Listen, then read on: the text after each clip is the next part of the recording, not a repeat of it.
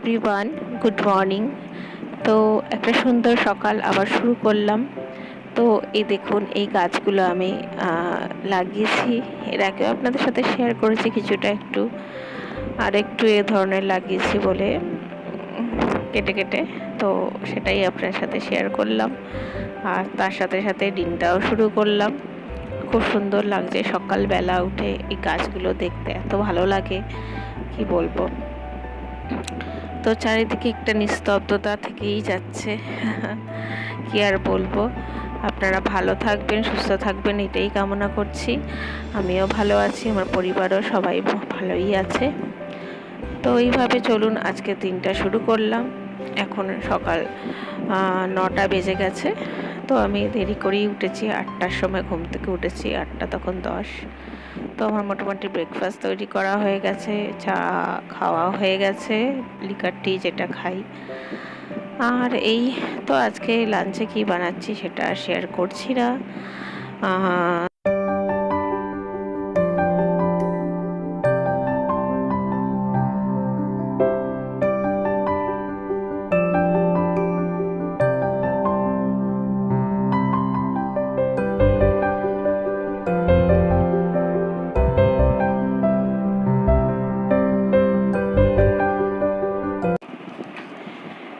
তো ফ্রেন্ডস, এই দেখুন আমাদেরও গ্রসারির কিছু জিনিস, তারপর অনেক কিছুই আনা হয়েছে দোকান থেকেই আমাদের। তো আমার শ্বশুরমশাই তো জানেনই, বলেছি এর আগে, মুদিখানা দোকান, তো আমাদেরও তো খেতে হবে, তার জন্য এই সব জিনিসগুলো আনা হয়েছে। আগের দিনও কিছু জিনিস আনা হয়েছে, চাউ, আটা, ওগুলো সব উপরের ঘরে রেখে দেওয়া হয়েছে, কেন এত জিনিস কোথায় রাখবো। তো এই কৌটো কৌটো করেও সব জিনিস রেখে দিয়েছি, দুধের প্যাকেট, চা পাতা, বিস্কিট, ডাল, চিড়ে, তারপর আলু, পেঁয়াজ। এমনি আলু পেঁয়াজের বস্তা আমাদের নিচে গোডাউন ঘরে আছে। আর যতটা সম্ভব যেগুলো, এগুলোতে জিরে, পাঁচফোড়ন এক্সট্রা এক্সট্রা রেখে দিয়েছি, চাল সব ঢেলে ঢেলে। আর ওপরে 3তলা ঘরে তো বললামই, আটা, চাল এগুলো সব আছে। তো এই হচ্ছে।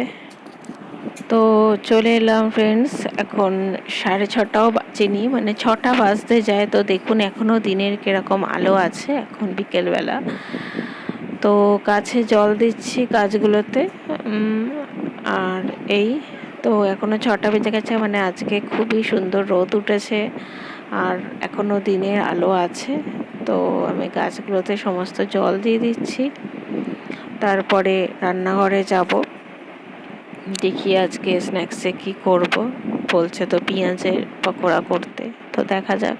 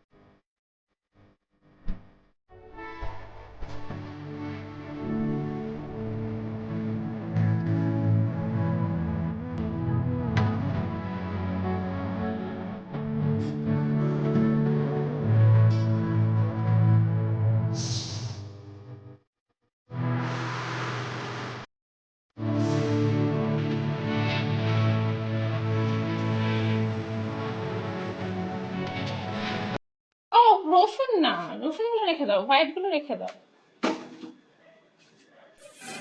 হোয়াইটগুলো রেখে দাও।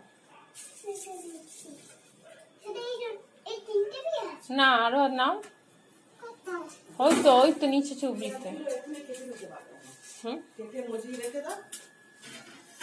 না ওখানেই করবো, ব্যাস। আর নিও না, অনেক পেঁয়াজ হয়েছে। আর লাগবে না, অত পেঁয়াজ লাগবে না মা। হ্যাঁ অল্প। মেয়ে আমার সাথে কাজ করবে, ওর এখন ইচ্ছা হয়েছে মা তোমার সাথে সাথে আমিও কাজ করব, তাই একটু একটু টুকিটাকি করতে দিচ্ছি। তো ফ্রেন্ডস, রান্নাঘরে চলে এসেছি, আর আজকে ডিনারে সোয়াবিন করব। তো সোয়াবিনটাকে আমি একটু নিয়ে গরম জলে সিদ্ধ করে নিচ্ছি, যেটা ন্যাচারালি হয়। তো সেটা সিদ্ধ করে নিচ্ছি, আর তার সাথে সাথে আজ পেঁয়াজের একটু পকোড়া করব, তো সেটারও প্রিপারেশন করছি। দেখতে থাকুন, আমার সাথে থাকুন।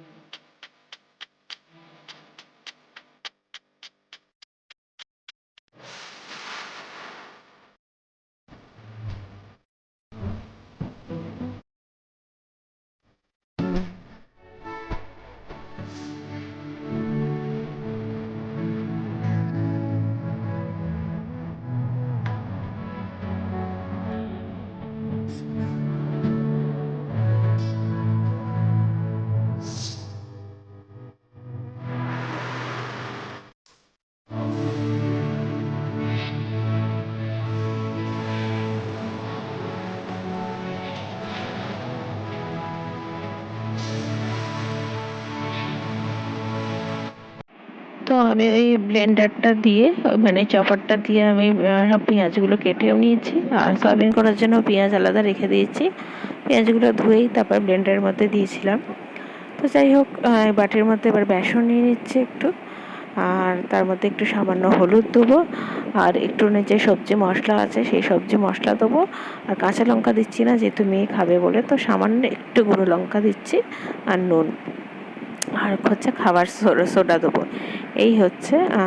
আর চালের গুঁড়োটা আমার শেষ হয়ে গেছে, তো সেই জন্য আর চালের গুঁড়ি দিচ্ছি না, চালের গুঁড়ো দিলে একটু মচমচে হয়। তো ব্যাটারটা তৈরি করে রেখে দিচ্ছি, পরে ভাজবো। তো এখনও মানে সন্ধে সেরম হয়নি, এই 7:30 নাগাদ ভাজবো, তো সেই জন্য আগে থেকে মাখিয়ে রেখে দিচ্ছি।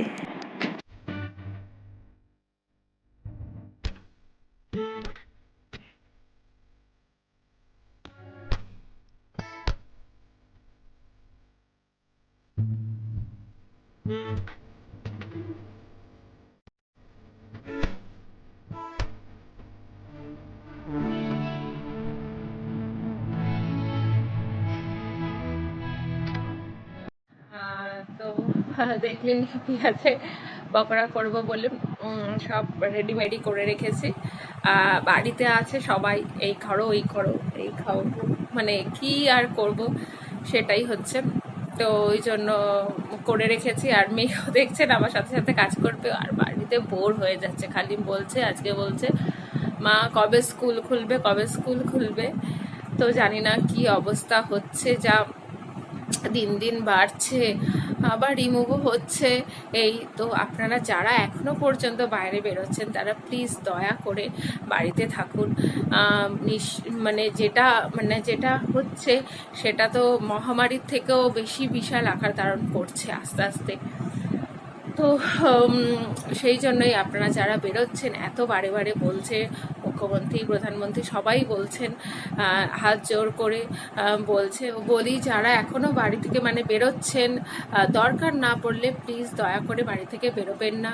কেন, বাড়িতেই থাকুন, বাড়িতে থাকলে আপনি সেফ থাকবেন, আপনারই সুবিধার জন্য, আপনাদের সুবিধার জন্যই এই সিদ্ধান্তটা নেওয়া হয়েছে। তো যারা এখনো বাড়ি থেকে বেরোচ্ছেন, অদরকারে ঘুরে বেড়াচ্ছেন, প্লিজ তারা এটা করবেন না। কেন, পুলিশরাও তো কাজ করছেন, দেখছেন তাদের কত কষ্ট হচ্ছে, সেমনি সমস্ত সবাই, চিকিৎসকরা তো ছেড়েই দিন, তাদের কথা, তাদের তো দিন রাত পরিশ্রম করে করছে। তো সেটাই, এটা যদি রুখতে দাঁড়াতে হয় তো প্লিজ দয়া করে বাড়ি থেকে বেরোবেন না, আপনাদের একান্ত অনুরোধ। কিছু কিছু মানুষ তো বেরোচ্ছেন আর এমন এমন কাজ করছেন, মানে কিছুই বলা যায় না, মানে এত মানে ন্যূনতম বাজে কাজ বলতে গেলে। তো এই জিনিসটা করবেন না। তো যাই হোক, অনেক আমি কিন্তু জ্ঞান দিচ্ছি না, এটা একটা সাধারণ নাগরিক হিসাবে সেই জন্যই বলছি। কেন যেভাবে দেখছেন 21,000-এর ওপরও ছাড়িয়ে গেছে পুরো পৃথিবীতে, মানুষ মারা যাচ্ছে। তো এটার আমার এমনি মোটামুটি সন্ধ্যাবেলার কাজকর্ম হয়ে গেছে, খালি ঘরটা ঝাড় দেবো, সেটা পরে দেবো, কেন এখন টিফিন টিফিন খাওয়া হয়নি, তো খেলে একটুনি পড়বে টরবে, তো সেই জন্য একেবারে পরে ঝাড় দেবো। তো এখন অলরেডি 7টা বাজতে যায়। আর এখন পকোড়াটা করব, আর ডিনারে আজকে করব সয়াবিন করব আর রুটি। তো আটাটা আমি মেখেই রেখেছি, রুটিটা রাত করেই করব, আর সয়াবিনটা করব। আজকে সয়াবিনটা কিভাবে করি সেটা আপনার সাথে আজকে আমি শেয়ার করব। আর পকোড়াটা তো শেয়ার করছি, সবাই জানেন, জাস্ট করছি। তো আপনারা বাড়িতে হাউস ওয়াইফরা কী করছেন? নিত্য প্রয়োজনীয় মানে যেরকম যা কাজ প্রতিদিনকারে তাই তো করছেন, আরও বলতে গেলে এক্সট্রা কাজ বেড়ে গেছে। তো মানে এই পরিস্থিতিতে দাঁড়িয়ে আমাদের এইটাই করতে হবে, মানে এমন পরিস্থিতি দাঁড়িয়েছে। তো যাই হোক, সব কিছু কিন্তু এখন তাড়াহুড়ো হচ্ছে না, আস্তে আস্তে। আমার তো আস্তে আস্তেই হচ্ছে, আমি দেরি করেই ঘুম থেকে উঠছি, 8টার পরে ঘুম থেকে প্রতিদিনই উঠছি বলতে গেলে। আর দেরি করেই কাজকর্ম হচ্ছে। আর তো সব কিছুই মানে দেরি করে বলতে নর্মালি যেরকম সব কিছুই হচ্ছে, মানে অত তাড়াহুড়ো থাকছে না, এটাই হচ্ছে। তো আপনারা কিভাবে সময় কাটাচ্ছেন আমাকে কমেন্ট করে জানাবেন। আর আমি মাঝে মাঝে সময় করে মানে সময়টা কাটাচ্ছি, যেগুলো মানে আমার অবসর যে সময়টা যদি থাকে, তো মাঝে সাঝে একটু ফোন দেখছি, আপনাদের ভিডিও দেখছি, যারা আরও ইউটিউবাররা আছেন তারা কীভাবে সময় কাটাচ্ছেন তাদেরই ভিডিও দেখছি। আর তারপর আর গাছ গাছ নিয়ে তো আছে, এই নানা রকম গাছের সমস্ত কিছু করছি। তারপর যে গাছগুলো ডাল কেটে ছোটো ছোটো করে লাগিয়েছি, সেগুলো একটু একটু করে করছি, এই হচ্ছে। তো এই করেই সময়টা কাটছে। আবার মাঝে মাঝে মেয়েকে তো ফ্রেন্ডস, এগেন রান্নাঘরে চলে এলাম আবার। তো এখন পকোড়াটা ভাজবো, সিম্পলি কিছুই নয়, সাদা তেল দিয়ে পকোড়াটাকে ভাজবো। তো এই, তাহলে চলুন পকোড়াটা ভেজে নিই, আর গরম গরম চায়ের সাথে খাওয়া যাক।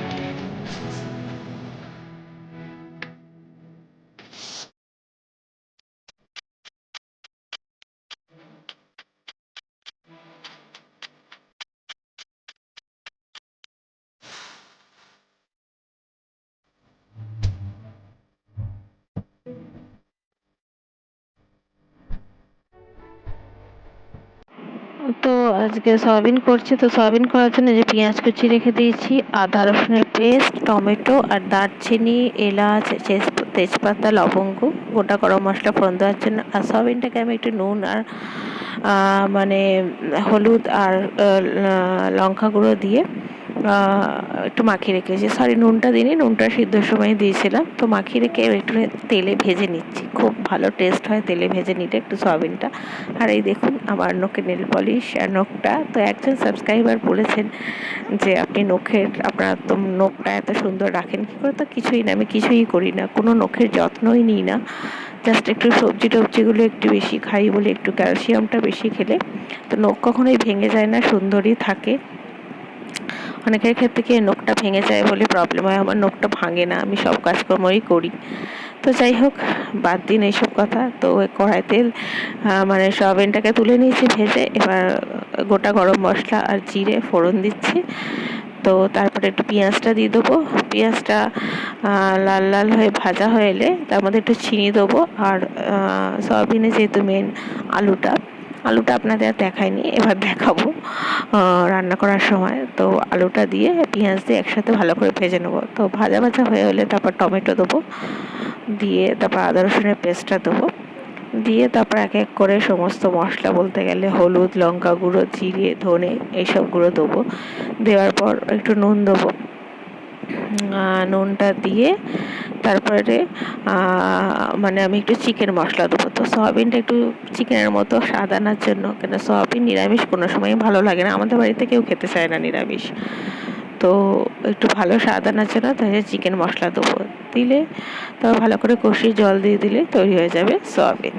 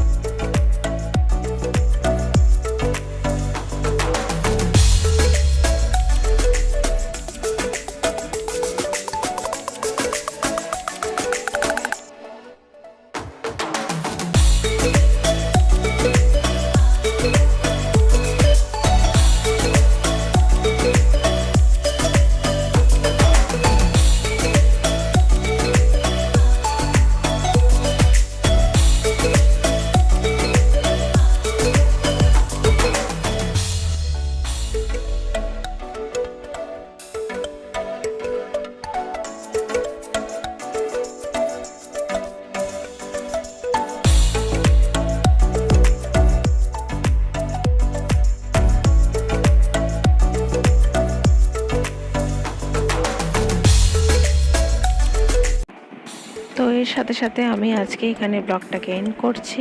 তো ব্লগটা ভালো লেগে থাকলে অবশ্যই লাইক করতে ভুলবেন না, আর তার কমেন্ট করে জানাবেন কেমন লাগলো। আর যারা সাবস্ক্রাইব করেনি এখনো পর্যন্ত সাবস্ক্রাইব করে বেল বাটনটা ক্লিক করে অল করে দিন। আর যারা সাবস্ক্রাইব করেছেন তাদের রিয়েলি অসংখ্য ধন্যবাদ। এইভাবে আমার পাশে থাকুন। আবার নতুন একটা সুন্দর ব্লগ নিয়ে আমি আবার হাজির হব। তাহলে আজকের মতো এইটুকু।